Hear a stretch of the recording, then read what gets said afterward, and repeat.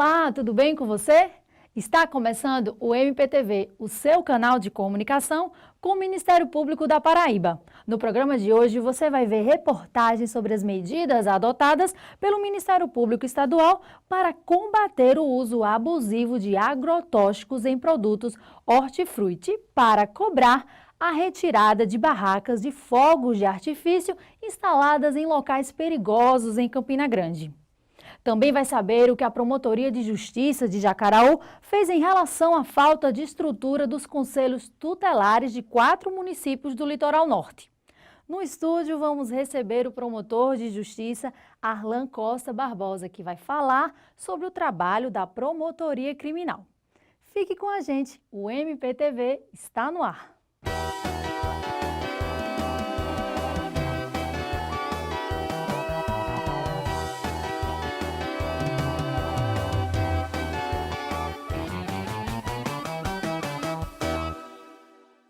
Na reportagem a seguir, você vai ver as medidas adotadas pelo Ministério Público Estadual sobre as más condições de funcionamento dos conselhos tutelares dos municípios de Jacaraú, Pedro Régis, Curral de Cima e Lagoa de Dentro. Ausência de identificação do prédio, cadeiras rasgadas, falta de mobília, inexistência de transporte, salários defasados e o cômodo onde deveria funcionar uma brinquedoteca abandonado. Esses são os principais problemas do Conselho Tutelar do município de Jacaraú. A situação se repete nas cidades vizinhas. Em Lagoa de Dentro, os conselheiros tutelares têm que se virar como podem para tentar prestar atendimento na unidade que funciona de forma precária. Como se dá para ver aqui, só tem 2 repartições, vamos dizer, uma recepção e um quartinho para a gente poder atender uns casos mais separados, mais restritos. Também é a falta de banheiro, a gente tem que usar a casa ao lado ou casa de vizinhos. Também bebedouro, a água é quente, não é gelada. Não tem, vamos dizer, o computador não tem internet, não tem telefone fixo, não tem celular para os conselheiros. Os celulares são dos próprios conselheiros para que possam gastar seus créditos, para que a gente possa tentar resolver muitas coisas por telefone. Seguimos para o município de Curral de Cima. Aqui encontramos a pior situação entre os conselhos. Não há telefones, os conselheiros trabalham de forma improvisada neste espaço minúsculo. O prédio ainda está identificado como junta militar do município, que funcionava até então no local. E é algo inacreditável. A energia elétrica é abastecida por um gato no sistema elétrico. Caso, se houver uma ocorrência de imediato, como é que vocês fazem, já que não tem transporte? Temos que ir num transporte próprio quando conseguimos pedir à prefeitura que eles mandam, quando não, a gente tem que dar nosso jeito. Isso é desestimulante para você como conselheira?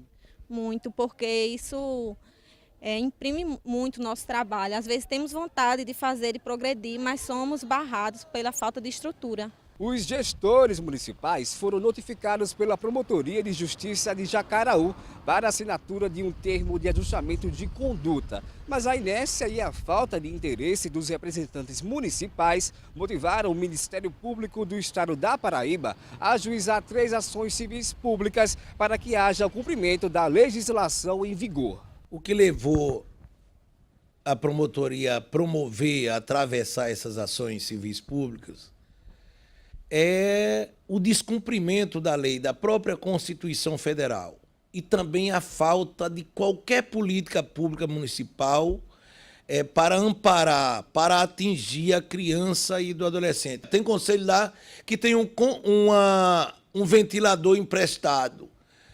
Nenhum conselho tem um carro, uma moto velha caindo aos pedaços, né? Em casas alugadas sem nenhuma estrutura que permita o cumprimento das nobres funções de conselheiro de forma adequada. Em meio a tanto descaso e omissão do poder público, um bom exemplo. O município de Pedro Régis atendeu a uma recomendação do Ministério Público para que estruturasse adequadamente o Conselho Tutelar da cidade, e a situação aqui agora é bem diferente. Todas as medidas necessárias para melhor funcionar nós tomamos, julgamos de suma importância no atendimento à população. Tiramos de um prédio que funcionava, não estava atendendo conforme necessário, nós tiramos, colocamos em um prédio novo, equipamos com todas as questões possíveis, também entregamos um carro exclusivo para o Conselho. Valmíria lembra bem das dificuldades que enfrentava antes da intervenção do MP. Quais eram as dificuldades que vocês enfrentavam no Conselho Tutelar anterior? Bom, a primeira dificuldade que eu posso relatar é a questão do transporte, né? Porque mesmo quando nós tínhamos algo a resolver, a gente solicitava do secretário de transporte e nós éramos atendidos, mas é diferente de você ter um carro exclusivo para você fazer o atendimento na hora, né? A questão de arquivo não estava legal, a questão da sala de atendimento era muito apertadinha, assim, a parte da recepção era aberta, né? E hoje nós estamos tudo fechadinho. Então, para atender ao público, o prédio que nós estamos hoje é muito melhor do que o anterior. De acordo com o promotor de justiça responsável pelas ações ajuizadas contra os municípios de Jacaraú, Curral de Cima e Lagoa de Dentro, a Justiça deve decidir favoravelmente ao Ministério Público após o julgamento, caso os municípios se mantenham omissos com relação à situação dos conselhos tutelares. Os prefeitos podem responder criminalmente. Temos plena convicção que as nossas ações serão procedentes. Em caso de descumprimento, o prefeito é responsabilizado por crime de desobediência e de improbidade, né? Inclusive, quando forem julgadas essas ações, nós vamos atravessar outras, que é a ação de improbidade administrativa. A lei da improbidade administrativa, a lei 8.429, de 92, prevê que tudo que é prejuízo para a administração, ele deve ser responsabilizado. Você sabe o que é suspeição? Então confira agora no quadro Você Pergunta e o promotor responde.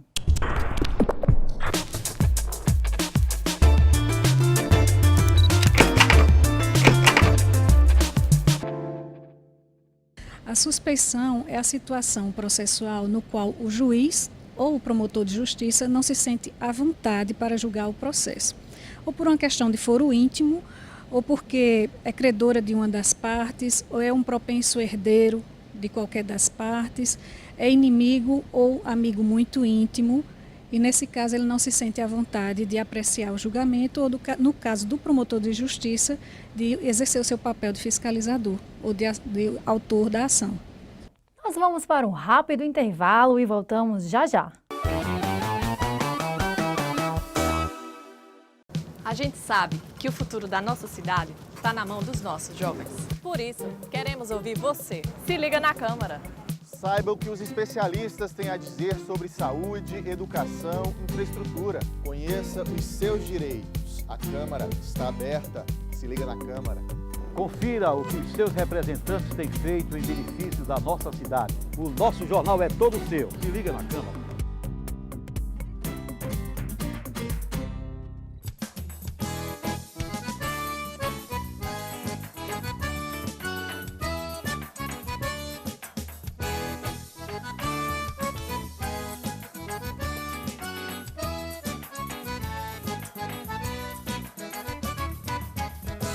Em prosa e verso vou cantar minha cidade, e na verdade é um paraíso pra viver. João Pessoa, teu archeiro, a flor do campo, teu verde encanta Paraíba com você. Com tuas ruas, tuas praças e palmeiras, com tuas feiras, tuas festas, tua paz, com tuas praias cheias de gente faceira. João Pessoa, querida, tu é demais. Quero cantando mostrar tua riqueza, hospitaleira cheia de amor pra dar. O Sanhauá ao lado te abraçando, se preparando para se encontrar com o mar. No centro um parque e no meio uma lagoa, que de tão longe parece cartão postais. Suas igrejas, catedrais, ruas antigas, maravilhosos casarões coloniais. O centro histórico cheio de belos sobrados, tão conservados como um nome igual. Original, bem perto do trem apita, lá tem a Bica e o Mercado Central.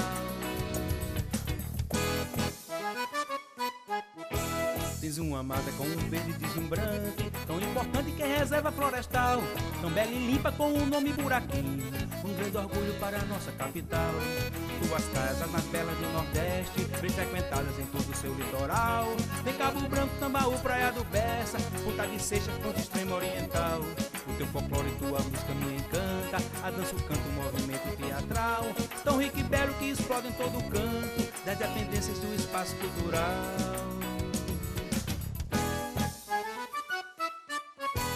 Em prosa e verso vou cantar minha cidade, e na verdade é o paraíso pra viver. João Pessoa, teu archeiro, a flor do campo, do verde encanta Paraíba, ama você. Com tuas ruas, tuas praças e palmeiras, com tuas feiras, tuas festas, tua paz, com tuas praias cheias de gente parceira. João Pessoa querida, tu és demais.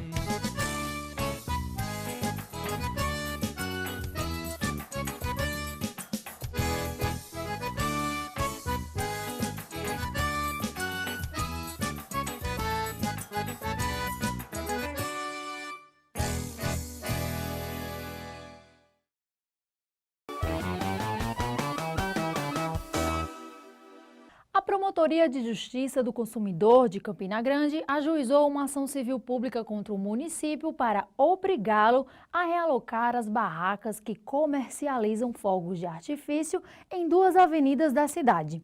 É o que você confere agora na reportagem de Rômulo Assunção. A venda de fogos de artifício é comum no Nordeste, principalmente por conta das tradições juninas. Porém, na cidade berço do maior São João do mundo, a falta de condições adequadas para o funcionamento deste tipo de comércio levou o Ministério Público a intervir com uma ação civil pública contra o município de Campina Grande, por entender que esses estabelecimentos estão colocando em risco a vida da população e dos próprios barraqueiros. A ação ajuizada em setembro requer que a Prefeitura remova do prazo de 120 dias as barracas de fogos para um local adequado. O Ministério Público já vem fazendo esse trabalho de prevenção em procurar um local adequado para esses estabelecimentos já há mais de 2 anos. Tentamos diversas audiências, expedimos recomendações ao Poder Público e, como não houve uma solução na esfera administrativa, restou ao Ministério Público judicializar essa questão de defesa do consumidor através da propositura de uma ação civil pública contra o município de Campina Grande. Fomos ouvir os representantes dos barraqueiros. Eles admitem a falta de segurança e se dizem a favor da relocação, desde que seja para um lugar com condições comerciais favoráveis. O senhor acha que o local de trabalho do senhor oferece risco à população? No momento, acredito que sim, porque estamos próximos de casa, vai ter uma UPA aqui próximo. É por isso que queremos o nosso local, um local apropriado para todos os barraqueiros, com segurança, com tranquilidade, porque esse ramo de fogos aqui em Campina Grande falando, é um ramo muito antigo. Como te falei, minha família tem mais de 60 anos nesse ramo e a gente não tem privilégios de locais certos, um canto, depois vai para outro. Isso incomoda muito. E isso deixa a gente muito frustrado. Se tiver um local bom, viável, né? Que o nosso cliente possa chegar.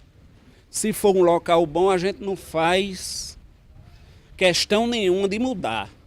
Se ele arrumar um local viável, amanhã mesmo a gente começa a desmontar isso daqui. Agora tem que ser um local comercial, né?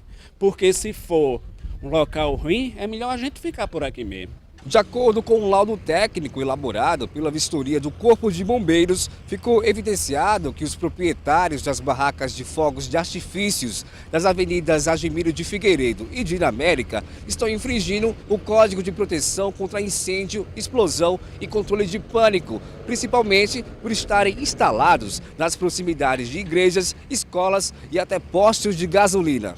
De acordo com a nossa norma técnica, a 01 de 2011, nós temos uma certa distância para a comercialização de fogos de artifício. Por exemplo, aglomeração de pessoas, 100 metros de distância, como também postos de gasolinas. Tem que ter 15 metros para a via pública. Entre barracas, tem que ter a distância de 8 metros. 30 metros quadrados de área construída. Tem que ser alvenaria ou concreto armado. Posso dizer que aquelas barracas estão infringindo esse código? Com certeza, nós já foi feito vários procedimentos já, notificações, e está todos com o Ministério Público para procedimentos cabíveis. Segundo o promotor José Leonardo Clementino Pinto, a Promotoria e Defesa do Consumidor de Campina Grande aguarda a decisão da Justiça. Se a decisão for favorável ao Ministério Público Estadual e a Prefeitura de Campina Grande não cumprir a determinação dentro do prazo estipulado, haverá aplicação de multa por descumprimento judicial.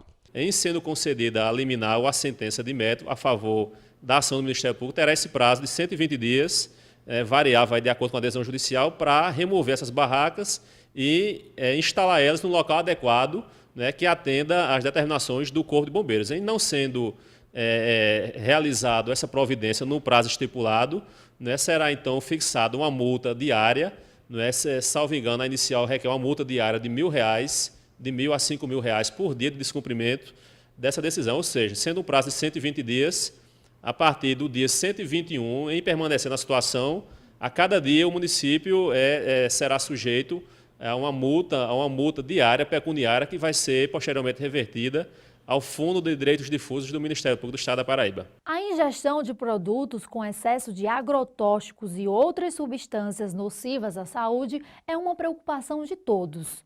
Na reportagem a seguir, você vai saber o que a Promotoria do Consumidor de João Pessoa e órgãos de fiscalização estão fazendo para combater o problema. Frutas, legumes, hortaliças e vegetais em geral são produtos comuns na mesa do consumidor. O problema é saber a procedência desses alimentos. Será que o que você está levando para casa é realmente saudável e livre de substâncias nocivas ao seu organismo? Quais são os cuidados que a senhora toma quando chega em casa com as verduras para evitar algum tipo de contaminação? Os cuidados como dona do lar, como eu sou, lavo bem lavada, boto com vinagre ou então com aquele produto que a gente usa como dona do lar, não é? Passa meia hora descansando, depois vai para o fogo de 100 graus, não é? Fica uma sopa deliciosa. O senhor Carlos, o senhor confia 100% nessas frutas e verduras que o senhor está escolhendo aqui? Não, de forma alguma. Elas sempre contêm agrotóxicos. Aí eu compro por questão de preço, né? O local é acessível, muito bom. Mas em termos de qualidade e se ela é isenta ou não de agrotóxicos, isso aí não é verdade. Todas contêm. Tomate com resíduos de agrotóxicos 9 vezes mais que o permitido pela legislação. Pimentão cultivado com o uso de agroquímicos proibidos no Brasil. Essas foram algumas das irregularidades encontradas em amostras colhidas pela Impasa em João Pessoa. Para discutir estratégias de combate à utilização ilegal de agrotóxicos na produção de hortifruti, o Ministério Público convocou audiências com órgãos que fiscalizam as atividades do setor de agricultura no estado da Paraíba. A diretora-geral da Agência Estadual de Vigilância Sanitária alerta para os malefícios que o consumo de alimentos cultivados com o uso de agrotóxicos proibidos ou a utilização de agroquímicos acima dos níveis permitidos pela legislação podem causar à saúde. Esse tipo de produto, eles entram na circulação sanguínea, né, através do consumo, seja no produto, alimento ou na água, que também pode ser contaminada, e elas afetam o sistema, principalmente o sistema neurológico. A gente percebe que tem algumas regiões, né, onde os manipuladores, ou seja, aquelas pessoas que aplicam, né, os agrotóxicos, onde tem uma correlação grande com alto índice de suicídio, ou seja, afetando fortemente o sistema neurológico. E em relação ao consumidor também, que tem doenças aí seríssimas, né, que afetam todo o seu desenvolvimento e pode gerar também algumas doenças fisiológicas, como câncer e etc., mas também afeta o sistema bioquímico da pessoa e o sistema neurológico. De acordo com este representante da Secretaria de Desenvolvimento de Agropecuária e Pesca, o órgão vem atuando no combate ao uso indiscriminado de agrotóxico em parceria com o Ministério Público, desde que foi firmado um termo de ajustamento de conduta. Os produtos que estão em desacordo com a norma, nós estamos trabalhando junto com o Ministério Público Estadual, através de um termo de ajustamento de conduta, em que nossa função é fiscalizar, coletar e fiscalizar quanto ao uso. Os resultados que estão dando, alguns fora do limite, alguns produtos não indicados para a cultura e outros proibidos, nós estamos tomando as ações devidas, indo ao campo, destruindo lavouras e conscientizando o produtor que ele tem que atuar, se ele for usar o agrotóxico, que use de maneira correta através de um responsável técnico chamado engenheiro agrônomo ou engenheiro florestal. O presidente da Impasa afirma que continuará tomando medidas para barrar a comercialização de produtos onde foram detectados resíduos de agrotóxico acima do permitido. Olha, o que nós estamos efetivamente fazendo na Impasa são coletas de produtos que estamos levando para um laboratório credenciado pelo Ministério da Agricultura em Recife, e com esses resultados nós estamos em parceria com a Defesa Agropecuária Vegetal, tomando as medidas de erradicação, inclusive, de plantações onde foram detectadas quantidades acima do permitido, de agrotóxico permitido acima do permitido pela Organização Mundial de Saúde. Na audiência realizada na Promotoria de Defesa do Consumidor em João Pessoa, ficou definido que outros órgãos, a exemplo do INCRA, Emater, SUDEMA e Secretaria de Saúde, sejam trazidos para o debate. Segundo o coordenador do Centro de Apoio às Promotorias de Justiça do Consumidor, deve ser implementado um sistema de rastreabilidade da origem dos produtos comercializados em feiras e supermercados. Ainda segundo o promotor de justiça, quem utiliza essas substâncias de forma ilegal pode responder até por homicídio. Quando nós implementarmos a rastreabilidade, nós vamos saber de onde veio aquela mercadoria e aí nós vamos chegar ao produtor. Então, assim, tudo isso é um negócio amplo que nós pretendemos implantar. O produtor pode responder criminalmente, de alguma forma? Pode sim, porque assim, isso está botando a saúde do consumidor em risco, pode até causar morte, assim, no caso mais grave, pode até quem faz isso responder por algum homicídio culposo.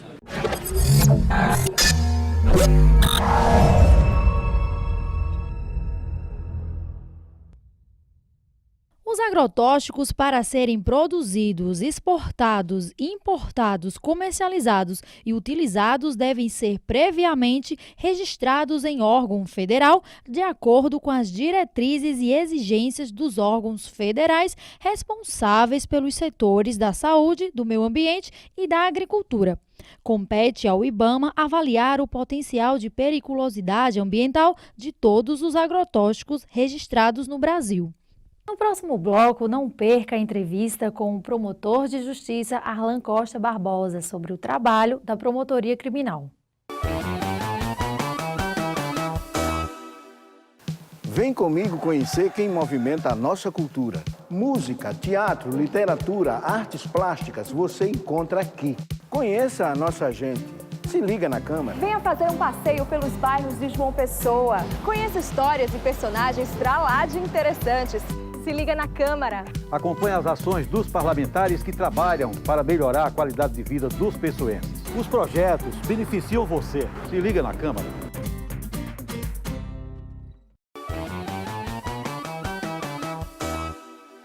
O MPTV dessa semana traz para o estúdio o promotor de justiça Arlan Costa Barbosa, que vai falar sobre o trabalho da Promotoria Criminal. Olá, seja bem-vindo. Obrigado. Promotor, o que faz a Promotoria de Justiça Criminal? Veja bem, nós trabalhamos basicamente com a matéria criminal, ou seja, a polícia faz um inquérito, ocorre um crime, a polícia faz um inquérito e nós denunciamos esse criminoso para o juiz, para o judiciário. Quais são os crimes mais praticados nos dias de hoje? Hoje nós temos principalmente roubo, estupro, crimes de trânsito e porte de arma. Basicamente é o dia a dia da Promotoria Criminal. O Código Penal brasileiro atualmente ele está sendo eficaz? Na verdade, nós temos bastante dificuldades na estrutura, porque, em primeiro lugar, nós dependemos da polícia, certo? E a polícia precisa ser melhor estruturada. Na verdade, nós precisamos de uma polícia do Ministério Público. Por quê? Porque, em alguns casos, a polícia não consegue efetivamente combater a criminalidade. Eu poderia até trazer à baila alguns exemplos. Por exemplo, nós temos o caso da licitação que ocorreu na Prefeitura de João Pessoa, precisamente na Enlur, onde um gari ganhou a licitação. E, lamentavelmente, esse inquérito de 2011, que foi instaurado para investigar esse fato, e até o presente momento não chegou à conclusão, não chegou ao seu término. Então, nós precisamos de uma polícia ligada ao Ministério Público, que nós não temos hoje. Por outro lado, as penas do Código Penal, elas são basicamente, digamos assim, frágeis. Não são penas duras. Nós temos penas que, aparentemente, você pensa que você foi condenado a 20 anos de prisão, mas você vai encontrar que esses 20 anos ele não vai cumprir em regime fechado. Então, a tendência é que ele cumpra um terço da pena e vai para a rua. Então, o senhor acredita que deveria existir penas mais duras? Sim, nós precisamos de penas mais duras, mas não só isso. Nós precisamos também de escolas melhores, porque se o governo investir mais em educação, talvez, quiçá, teremos menos problemas com a criminalidade. O STF leva, em média, de 5 anos para julgar uma ação direta e, às vezes, até demora 20 anos para se tomar uma decisão definitiva. Essa demora acontece também na justiça criminal? O problema nosso é na estrutura. Por quê? Porque todos os processos, sejam cíveis ou sejam criminais, eles terminam no Supremo. Então, você acredita que 11 ministros do Supremo vão ter condições de julgar todos os processos existentes no Brasil? Não. Então, por isso que a justiça demora. Então, você precisa o quê? Você precisa ter uma reforma para que você termine com o recurso extraordinário e com o recurso especial e que os processos terminem nos estados e não em Brasília. Promotor, essa demora não poderia causar assim, um sentimento de impunidade? Com certeza. Talvez seja a maior característica que nós tenhamos hoje, seja a impunidade. A característica do sistema brasileiro, seja a impunidade, que cresce dia a dia. Principalmente aqui em João Pessoa, onde você tem uma guerra entre a Al-Qaeda e os Estados Unidos. E isso aí é muito difícil, a situação muito difícil que nós vivemos aqui hoje em João Pessoa. O senhor poderia citar assim, um pouco mais dessa situação que nós estamos vivendo de impunidade? Assim, pode citar um exemplo que se trata dessa impunidade, assim, um exemplo do que está acontecendo atualmente? Veja, a polícia ela precisa ser melhor estruturada. Vamos dar o exemplo, o caso de Leonardo. O Leonardo era um menor de 17 anos e ele era usado como avião do tráfico. Então, o traficante mandou ele pegar droga aqui de João Pessoa e levar para Sapé. E lá em Sapé ele foi apreendido. Só que existe uma súmula do STJ que diz que o menor para ser apreendido por tráfico tem que ser apreendido 3 vezes. Então, a justiça soltou. Pessoalmente, eu sou contra essa súmula, mas a justiça soltou. Então, o que aconteceu? O traficante que comandava o tráfico diretamente da cadeia, diretamente da penitenciária, ele mandou matar Leonardo.